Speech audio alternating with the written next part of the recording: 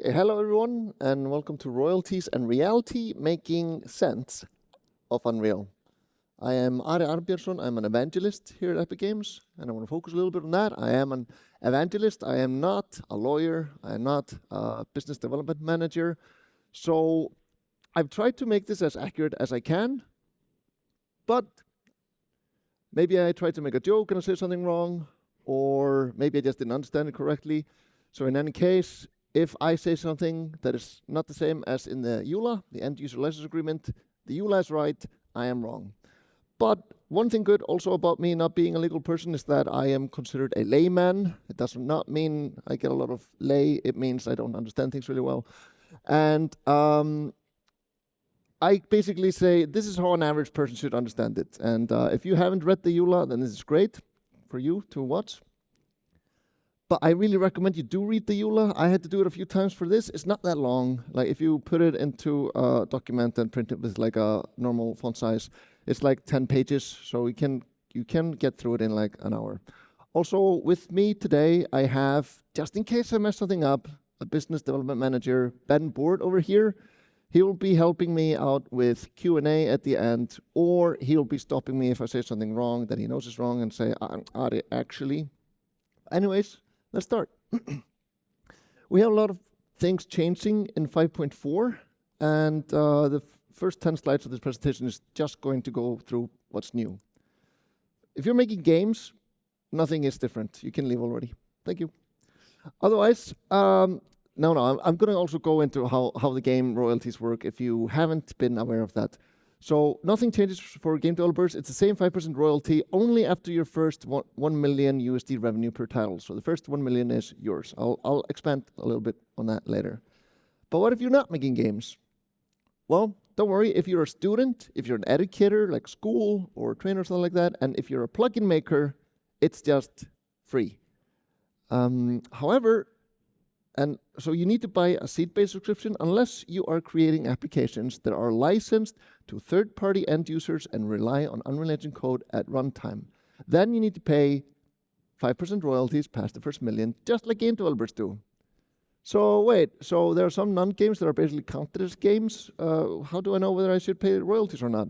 So I don't think we should be saying whether it's games or non-games. I think this is mine. So I said we should be splitting it whether it's a royalty-bearing product or a non-royalty-bearing product. A royalty-bearing product is, and I quote, applications that are licensed to third-party end users and rely on the Unreal Engine code at runtime. Of course, this includes games, but it also includes any software such as VR applications, interactive or immersive experiences that you intend to sell, emphasis on sell, to consumers or other businesses. Then we have on the other end, we have the non-royalty bearing products. That's film and television shows. We have architectural visualizations, graphics for broadcast and live events, theme park rides, products that are not licensed to third parties, so you're not selling it, like product configurations, configurators, and also products that are used, displayed, and performed solely at a physical location under your control or the control of your authorized distributors. Then it gets a little bit complicated if you're working on a non-royalty bearing product, but you're licensing it to other companies, for example, as if it was a royalty bearing product, then it becomes a royalty bearing product. And I'll give you an example. Let's say you have a company that makes theme park rides for other companies. You make an Unreal Engine interactive theme park ride, and then you sell it to a theme park, and then they start, having users come over at their location. Now, the money you make selling it to other companies counts as royalty-bearing products. But if a company is developing it internally and they just get you over to work on it there, non-royalty-bearing product. It might get a little gray if you're doing something that kind of fits between. Don't worry, that happens. If you're not sure what type of product your product is, you can just contact us on unrealengine.com/license. There's a button that says contact us, and just ask, like, hey, I have this thing that kind of does this and this. Isn't that weird? And we go, oh yeah, let's figure something out together. So for non-royalty bearing products, we have seat-based subscriptions, and it's $1,850 per seat per year. And there's no revenue share. You don't have to pay the 5%. It's only this flat fee. You can, it's very, what's coming. We also have regional pricing available in some select countries. And also, this is only required for companies that are making 1 million or more USD gross revenue annually. So if you are making less than that, it's just free. Period. An Unreal Engine seat will also include reality capture access and twin motion, and that's included in that same seat, so you can't split them out. If you are not ready to upgrade, if you want to stay on Unreal Engine 5.3 or older, these license terms do not apply to you. You can keep using Unreal 5.3 and older for free, just like the old EULA says, and for as long as you want. However, if you switch to Unreal Engine 5.4, you will have to agree to the new EULA, and then this seat-based license, if you're making more than 1 million, will apply to you. And I want to say, why should you ever move over? Well, the thing is, we plan to make Unreal 5.4 and future versions just so sexy that you will happily pay to make use of those versions. We have something called Epic Direct Support via Unreal Developer Network, otherwise known as UDN. You might have heard about it.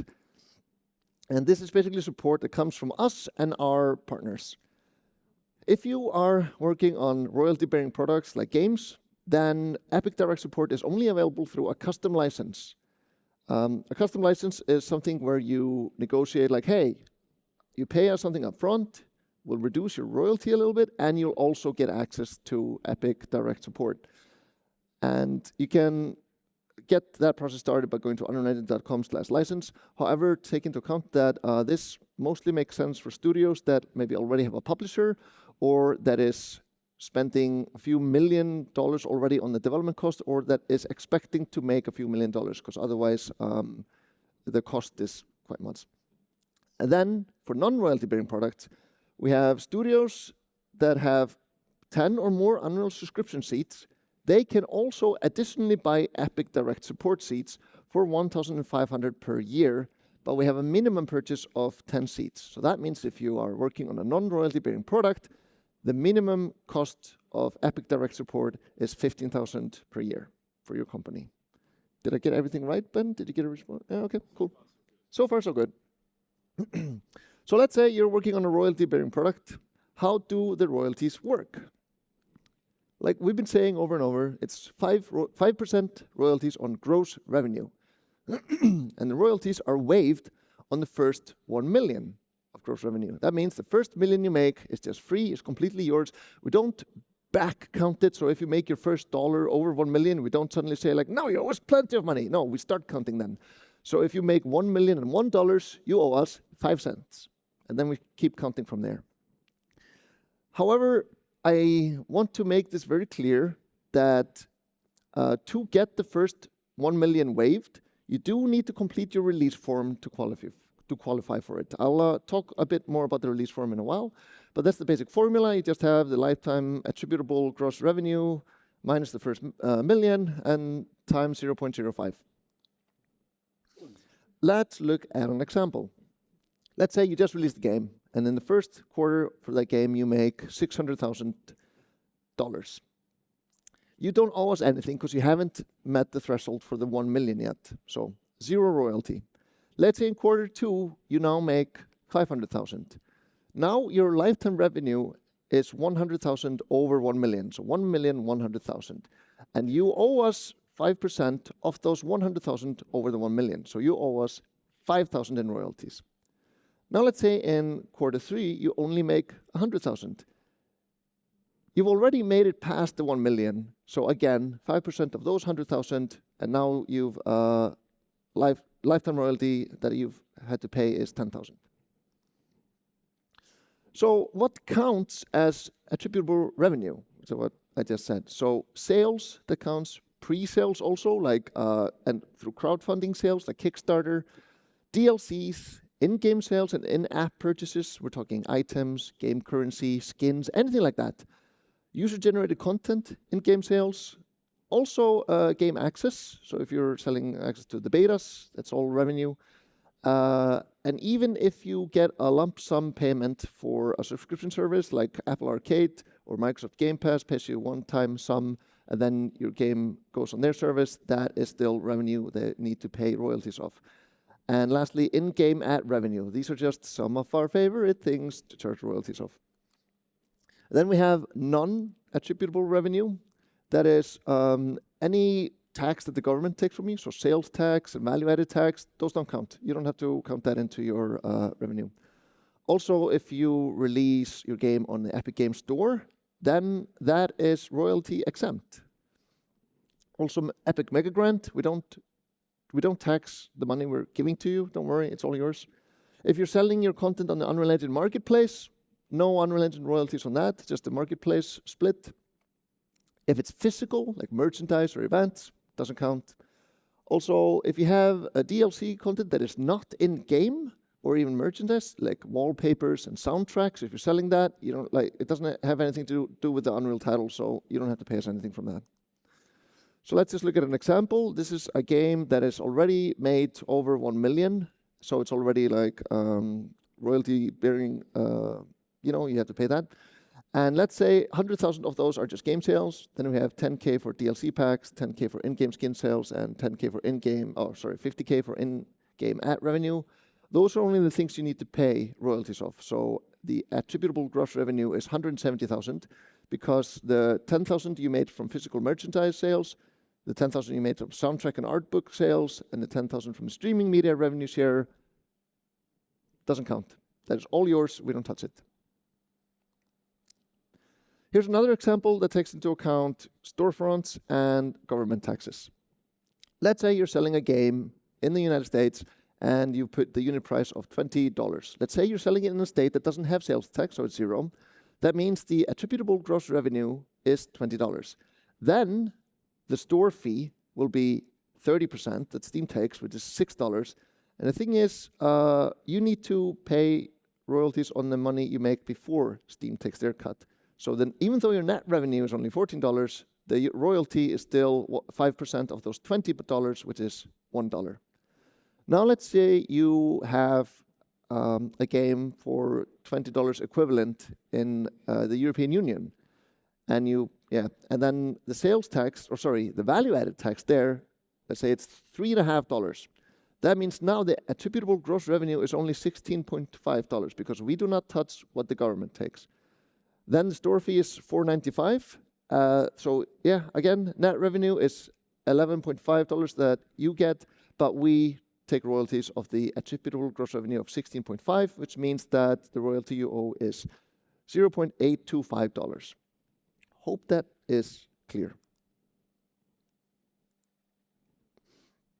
Like I mentioned, the Epic Games Store is fully exempt from Unreal Engine title royalties. You only pay 12% to us, and you get 88% of the full sale. And we also have something called the Epic Games Store First Run program. And that is, if you want to give us a 6-month PC-only exclusivity of your title, you do not have to pay any royalties. You do not have to pay any store fees.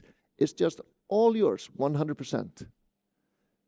And this does not count for consoles. Consoles, you can release on consoles already. Mobile phone, you can release on mobile phone already. We don't care. It's only on PC. If you give us 6 months first on PC, we don't charge you anything. And for most games, like the first 6 months, that's when you make most of your revenue. So it can make a huge difference. And hopefully gamers are patient if they want it on another store. But yeah, I think that's an amazing deal. Just thought you should know. So let's crank up the difficulty a little bit. What about crowdfunding? Again, anything that is revenue from your game applies, so all standard calculations apply.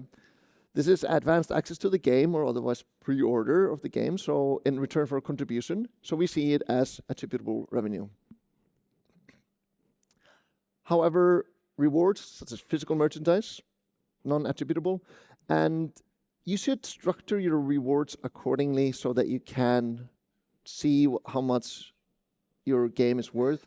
Don't try to cheat the system and make it complicated on purpose. So I'll give you an example here. Let's say you have tier 1 on a crowdfunding website where you get game access and also Discord access for $10. Then you basically established the game's worth $10. So that is now the attributable revenue for the $10 tier. Then on tier 2, you have multi-game pack, 4 copies of the game when released, $30, so you get a little bit of discount when it's like multiple copies of it. And now we have tier 3. Now we add in a physical t-shirt with the game logo. And like I said, we don't count physical merchandise. But how do we know then how much we should charge for that tier? Well, we already established in tier 1 that the game is worth $10. So then we know in tier 3 that we still have one game and then a bunch of other stuff that doesn't count. We just assume that, again, $10 for the attributable revenue for tier 3. It gets a little bit more complicated now with tier 4 when you add in an in-game skin unlock. That is attributable revenue. So now actually everything there is attributable revenue except the physical t-shirt. So now the only thing we don't know is how much the physical t-shirt is worth. Well, actually we can kind of deduct it from the tier 3. We took $10 as the attributable revenue, meaning that the t-shirt takes the rest of it, which would be $65. And then we know that $65 out of those 200 is again the t-shirt. So then just 200 minus 65, which is the value of the t-shirt, you get 135. A lot of math, but try to make it clear like this so you can kind of always know what something is worth. Don't try to muddy it or anything like that. Your game as a publisher, congratulations. How does that work though? If nothing is agreed between you and the publisher, according to the EULA, it is per default you as the developer who should pay the royalties. That means you, the developer, has to pay royalties based on the gross revenue that the publisher receives. And then the publisher might pay you something less, like for example, 50%. And it's better for you if the publisher pays it, because 100% of the revenue being used to pay the 5% is less for you than if you need to use half the money to still pay the 5%. Because we always get our 5%. So basically, we advise you to discuss who handles the Unreal Engine royalties while you negotiate your publishing deal. They're used to it. Also, if you want custom terms, if you say like, oh, I want to do something clever or I want a better deal, just reach out to Ben over here, or just go to unrealengine.com/license if you're watching this online. And there's a contact us button, and yeah, we'll be more than willing to discuss any custom terms that you would like and negotiate with you. Now let's say you're about to ship. We have a release checklist you should definitely check out. You can find this release checklist on unrealengine.com/release. But let's go through it together now. When you release, you need to notify us with this form. This is the whole form. It looks like this. There's the QR code. Also, just go to unrealengine.com/release. It's the same thing. And this form enables the 1 million royalty waiver. That means that if you fill this out, it's about 50 words, then you don't have to pay us royalties of 1 million, which is about 50,000. So it's about $1,000 per word. And it takes like a minute to fill out. So just do it. It's very good. Just like telling us, like, hey, my game came out. And we go like, yay, congrats. But yeah, you really should fill it out. Also, you need to report your royalties. You need to report your revenue for the royalties. So after the first 1 million threshold is reached, you don't have to tell us anything before that. But after you reach 1 million threshold, you need to tell us how much you're making. And this is really good for games with a long tail. If in a quarter, which is 3 months, if you make, it's 3 months, right? Yeah. If you make less than $10,000, you do not have to report anything. You don't have to pay anything. So even if you made more than 1 million and you're now have to pay royalties, if you don't make more than 10 million in 1 quarter, it's just free. And you don't have to report anything. Just enjoy life. 10,000. I don't know what I said. 10,000. Then you need to make an end-user license agreement between you and your users. So this is not the EULA we have with you. This is the EULA you have with your users. You need to write an end-user license agreement for your product that explicitly disclaims any representations, warranties, conditions, and liabilities related to Unreal Engine. So just to put this in human lead speak, if your computer explodes, not Epic Games' fault. We didn't make it do that. That's basically what it is. We have example EULA language. This is it in its whole. So you can copy all of that. Just we have this little licensor, which is just replace it with your games and your company's name and show this to the users. That's the first thing. So they start your game. It says, if your computer explodes, not Epic's fault, and then press accept, everyone's happy. Some other third-party software might have similar rules, like, hey, you need to have a EULA also for your users. Just make sure you check out their respective license agreements and provide notice to your end users if required. There are probably other companies that also don't want to be liable if their computer explodes. We don't want it to explode, by the way, just make that clear. This is something you must do. You must say that at the end of your credits that your game is made with Unreal Engine, with this text. So product name uses Unreal Engine. Unreal is the trademark or registered trademark of Epic Games, incorporated in the United States of America and elsewhere. Unreal Engine, copyright 1998 to the current year. Remember to replace that. Epic Games Incorporated, all rights reserved. Also the logo, you don't need to put that in there. You do need to put this text. That's required. But the logo, you don't need to. However, we would love for you to do it. So please do. You can get the logo at unrealengine.com/branding. You do need to tell us that you're using our logos, just so we can make sure you're not doing anything weird to it, like, I don't know, skewing it, drawing dicks on it. We don't want that. It's basically a rubber stamp process. And also, if you do want to do something cool with it, like, oh, we want it to fit our game, we'd love to work with you on that. So just contact us, send the form on unreal.com branding. Again, we would love for you to use our logo. Just tell us in advance so we can make sure, we like this. Then we have product compliance. You need to ensure that your product complies with all applicable laws, regulations, and rules. So verify that your product doesn't combine the Unreal Engine code with code-left open source licenses. There are some open source licenses that basically say, if you use this code in your product, you need to make your whole product open source. And that doesn't really work with our license. So make sure you're not doing that. We have a bit more. We have source code FAQ at unrealengine.com/FAQ to scroll down to the source code section, and we'll have more info about this. Then we have the editor and the tools specifically. So we have the Unreal Engine, which is like the game binaries required to run your game. Yeah, great, ship it to the users. But the editor part, you're not allowed to ship to users. That is only for people that have signed our Unreal Engine EULA. So you need to make sure that your product does not contain the editor or tools, or an editor or tools based on our editor or tools, if it is shipped to the general public.